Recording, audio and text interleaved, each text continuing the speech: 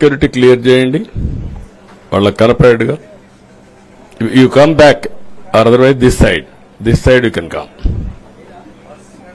మీరంతా కూడా ఆ సైడ్ ఈ సైడ్ అడ్జస్ట్ చేసుకోండి.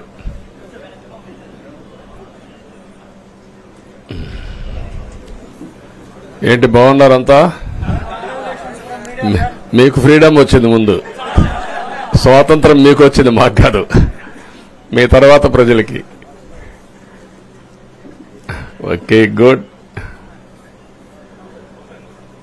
మళ్ళీ ఢిల్లీకి వెళ్తున్నా ఈరోజు.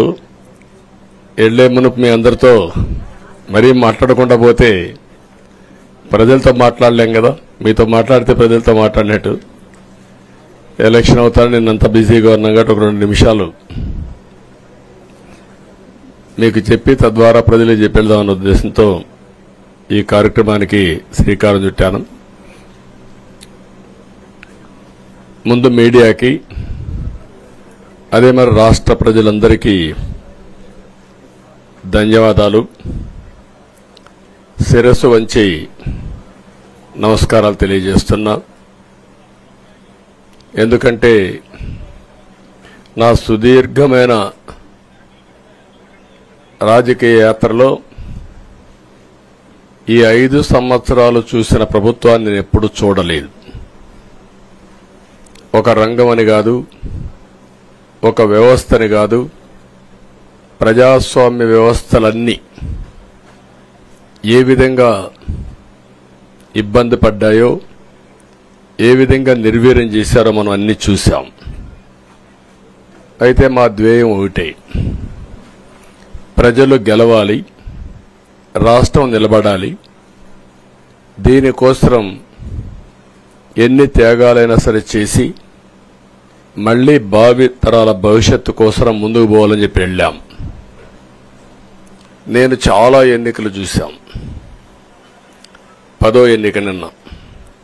అంటే ఇన్ని ఎన్నికలు చూసినా, అంటే ఎన్నికలు చూడడమే కాకుండా ఈ ఎన్నికలన్నీ at the helm of affairs ఉండి ఎప్పటికప్పుడు సమీక్షలు కానీ ఇవన్నీ నిర్వహించడం కూడా చేశాం.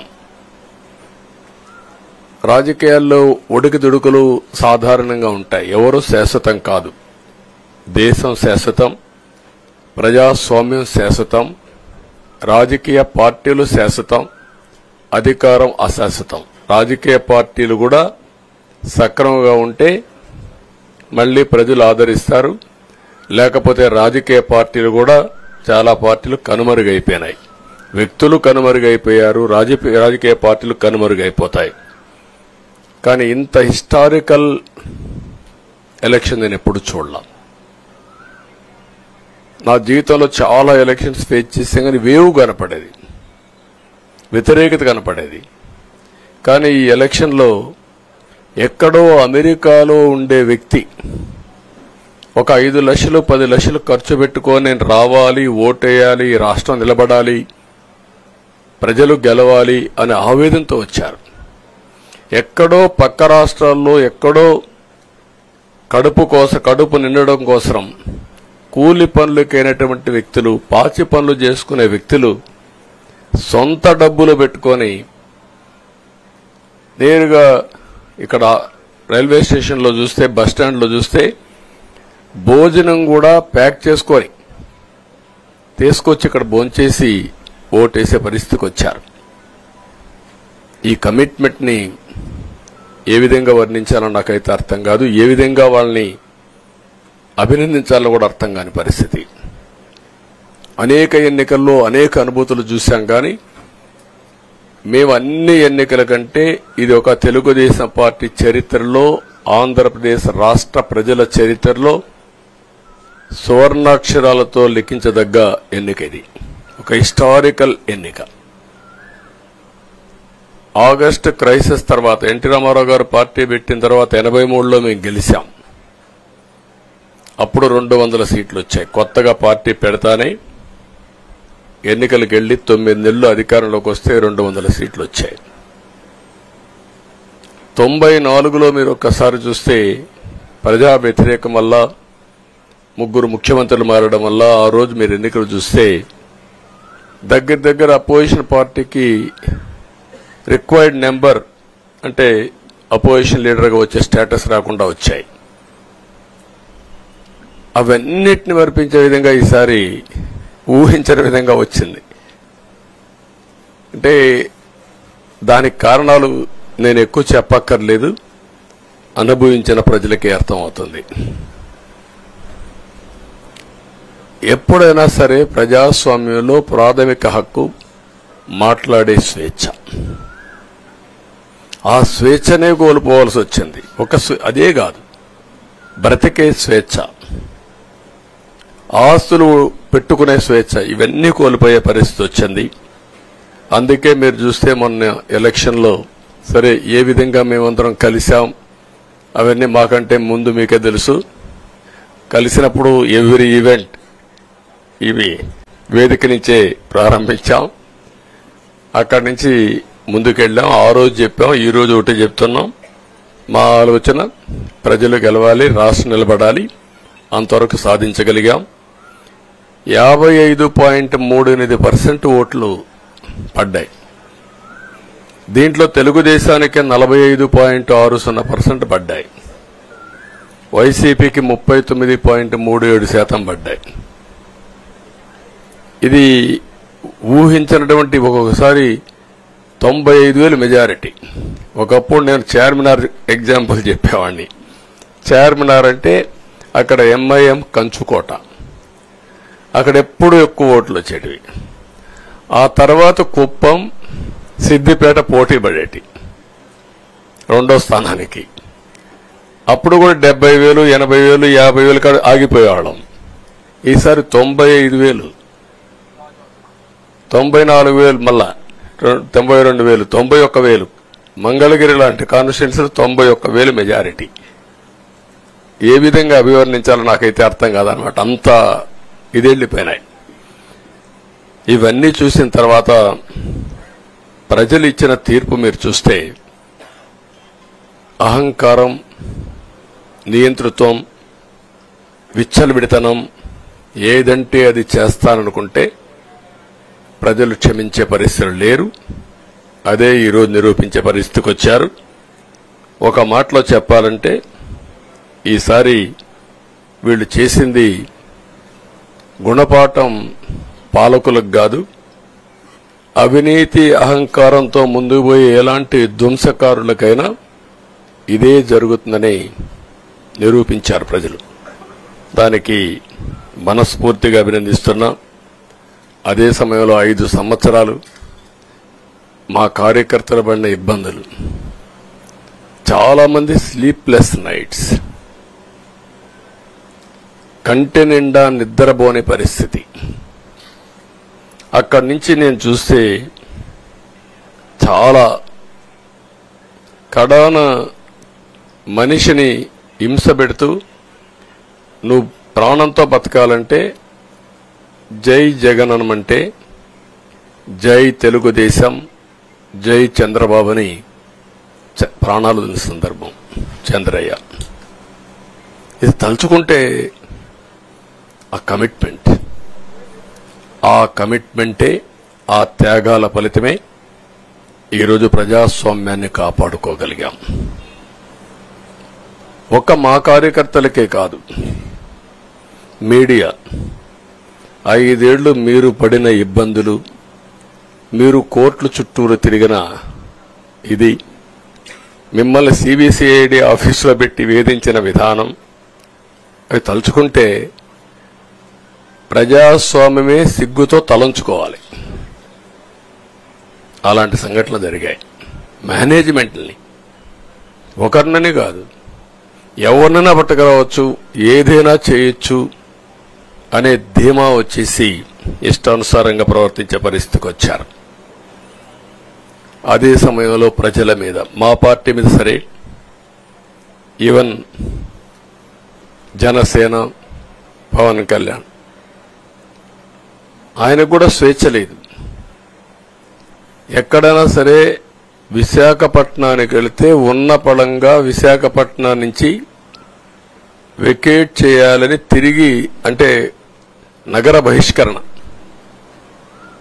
ఒక నాయకుడిని నగర బహిష్కరణ చేస్తే కారణం చెప్పకుండా ఇంకా వేరే వాళ్ళ కథ ఏముంటుందో మనం ఆలోచించుకోవాల్సిన అవసరం ఉంది. కేసులు పెడితే ఎందుకు పెట్టావు కేసు అని అడిగితే దానికి సమాధానం చెప్పకుండా ముందు నిన్ను అరెస్ట్ చేస్తున్నాం, తర్వాత కేసు డీటెయిల్స్ ఇస్తా ఉంటారు. ఇలాంటి చాలా జరిగాయి. ఇవన్నిటికీ పరిష్కారం కోసం ఈరోజు మనం చూసిన తర్వాత ఇది మాకేదో అధికారం అని మేము అనుకోవడం లేదు, ఒక బాధ్యత. మేము పాలకులమే కాదు సేవకులం అని చెప్పి నినాదానికి శ్రీకారం చుట్టారు. ఇవన్నీ గుర్తుపెట్టుకొని పనిచేస్తాం. నేను చాలా స్పష్టంగా సూపర్ 6 ఇచ్చాం. అదే మాదిరిగా ప్రజాగళం ఎన్నికల మేనిఫెస్టో ఇచ్చాం. ఇవన్నీ కూడా ప్రజల్లోకి బాగా వెళ్ళాయి. ఒక హోప్ క్రియేట్ అయింది. ఇవన్నిటి ఫలితాలే నిన్న వచ్చాయి. అదే మాదిరిగా మేము ఇక్కడ మీరు చూస్తే ఒక పక్క తెలుగుదేశం పార్టీ మొట్టమొదటిసారిగా పవన్ కళ్యాణ్ గారు ప్రభుత్వ వ్యతిరేక ఓటు చేరడానికి వీలు లేదు, ఈ రాష్ట్రంలో మళ్ళా ప్రజాస్వామ్యాన్ని గాని ఈ రాష్ట్రాన్ని కాపాడుకోవాల్సిన బాధ్యత ఉందని చెప్పి ముందుకొచ్చి ఈ యొక్క కూటమికి బీజం వేశారు. వారిని మనస్ఫూర్తిగా అభినందిస్తున్నాం. ఆ తర్వాత బీజేపీ కూడా ఈ కూటమిలో భాగస్వాములయ్యి ముగ్గురం కూడా మీరు ఒక్కసారి ఆలోచిస్తే ఒకరు ఎక్కువ ఒకరు తక్కువ కాకుండా ముగ్గురం కలిసి పనిచేశాం. బేషిజాలు ఎక్కడా లేకుండా మేము ఏదైతే చెప్పామో ప్రజలు గెలవాలి, రాష్ట్రం నిలబడాలి, దీనికోసం పై స్థాయి నుంచి ఢిల్లీ నుంచి వచ్చినటువంటి బీజేపీ నాయకులు గాని ప్రధానమంత్రి అమిత్ షా గారు గాని ఇక్కడుండే పవన్ కళ్యాణ్ గాని తెలుగుదేశం పార్టీ కేంద్ర నాయకత్వం నుంచి కింది వరకు అందరం కూడా ఒక ట్రూ స్పిరిట్ తో పనిచేశాం. 175 అసెంబ్లీలు 25 అసెంబ్లీలు అన్ని పార్టీలకు సంబంధించిన సీట్లుగా ఎన్డీఏలో భాగస్వాములుగా ఒక బాధ్యతతో ముందుకు పోయాం. అందుకే ఈ అనూహ్యమైనటువంటి విజయాన్ని సాధించగలిగాం. ఇక్కడి నుంచి బాధ్యత ఉంటుంది. ఆ బాధ్యతని ఏ విధంగా చేయాలనో అవన్నిటి కూడా ప్రణాళికలు తయారు చేసుకుంటాం. అంటే ఈ 5 సంవత్సరాలు జరిగిన విధ్వంసం మీరు ఒకసారి చూసిన తర్వాత ఇది ఒక 30 సంవత్సరాలకు ఎంత డ్యామేజ్ చేయాలనో అంత డ్యామేజ్ జరిగింది. వ్యవస్థలు విధ్వంసమయ్యాయి. మొత్తం ఎకానమీ కుప్పగూలిపోయింది. అప్పులైతే ఎంత చేశారో ఇంకా లోతు పోతే తప్ప మనకు తెలియదు. ఎక్కడెక్కడ చేశారో ఏమేం చేశారో తెలియదు. ఇంకొక పక్క ఎక్కడికక్కడ సహజ సంపద, ఒక శాండ్ కావచ్చు, మినరల్ వెల్త్ కావచ్చు, లేకపోతే ఏదంటే అది ఇంకా మాకు అడ్డే లేదు, ఏమైనా చేయగలుగుతాం, ఎవరైనా అడ్డొస్తే తొలగించుకుంటా పోతామనే ధీమాతో ముందుకు పోయారు. కొంతమంది భయపడి రాలేకపోయారు, ఎదిరించలేకపోయారు. నా కళ్ల ముందర ఒక రైతు చూస్తే ఆ పొలం పక్క నుండి ఇసుక తీసేస్తే అక్కడ భూగర్భ జలాలు ఉండవు, వ్యవసాయానికి నీళ్లు కూడా కొరత వస్తుంది, పక్క నుండే పొలాల్లో కూడా నీళ్లు ఉండవు. కానీ మాట్లాడే సాహసం చేయలేకపోయాడు. ఆయన కళ్ల ముందర ఆయన పొలంలో మట్టి తీసుకుపోతా ఉంటే ఎదిరించలేని నిస్సహాయ స్థితికి వచ్చాడు.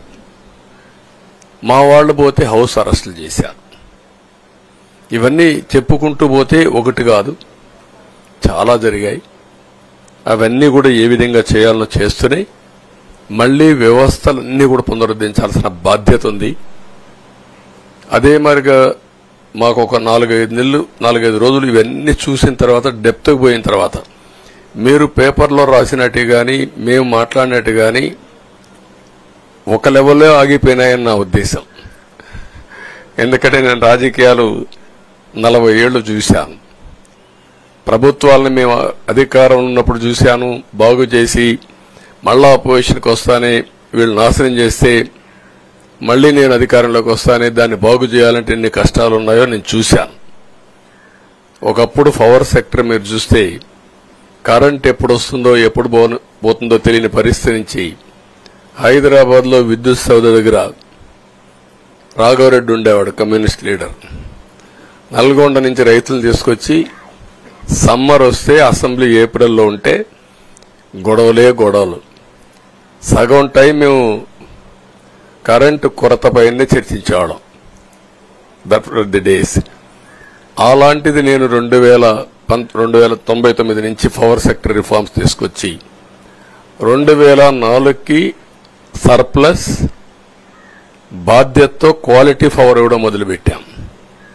2014కు మళ్లీ 22 మిలియన్ యూనిట్లు ఆంధ్రప్రదేశ్లో కొరత కరెంటు. వ్యవస్థలన్నీ నిర్వీర్యం అయిపోయినాయి.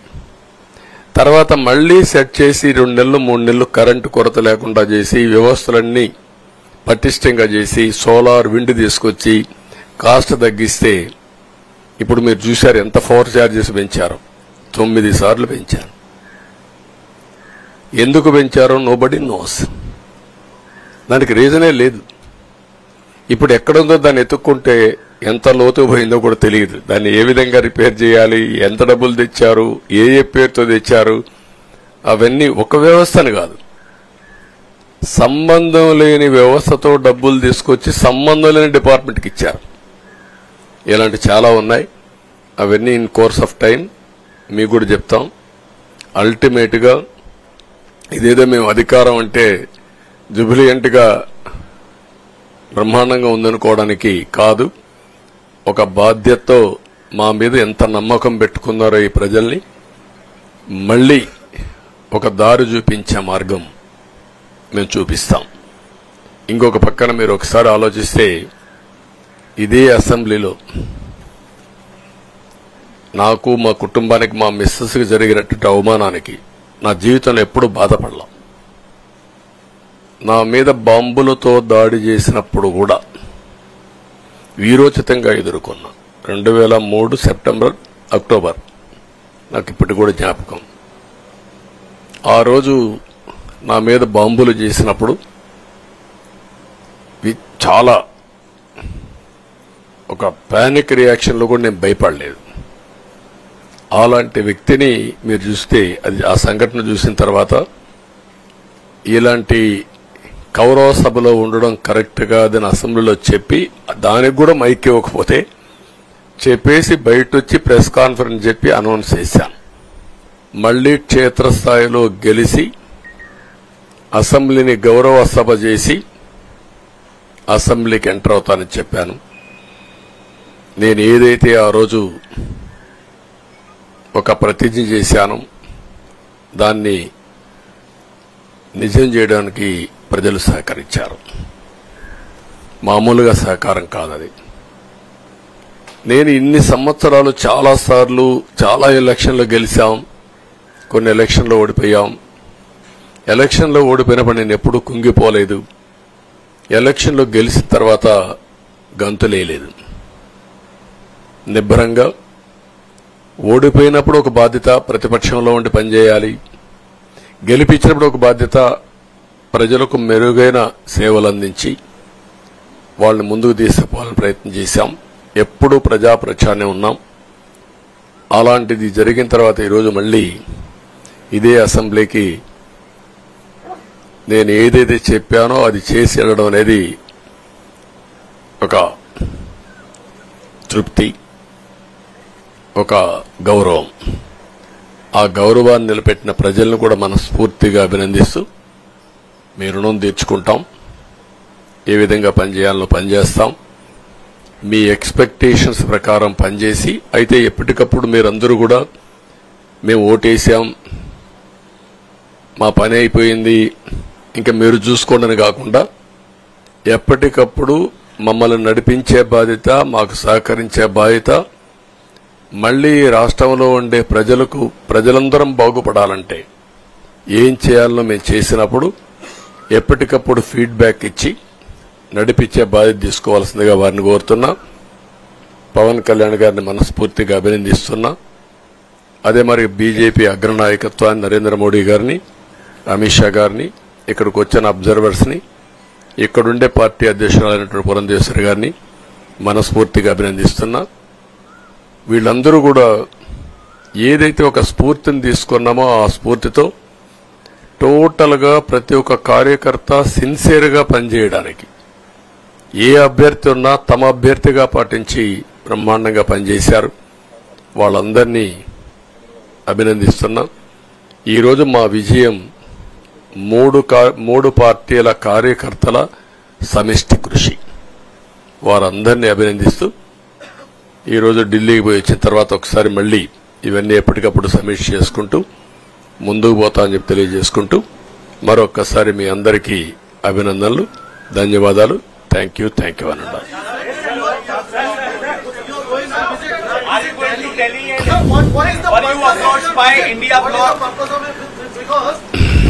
No, don't bother. No, hear me, I say. You are very loud. You want news always. I am also experienced. I have seen so many political changes in this country. We are in NDA. I am going for NDA meeting. In course of time, anything we'll report to you. Thank you.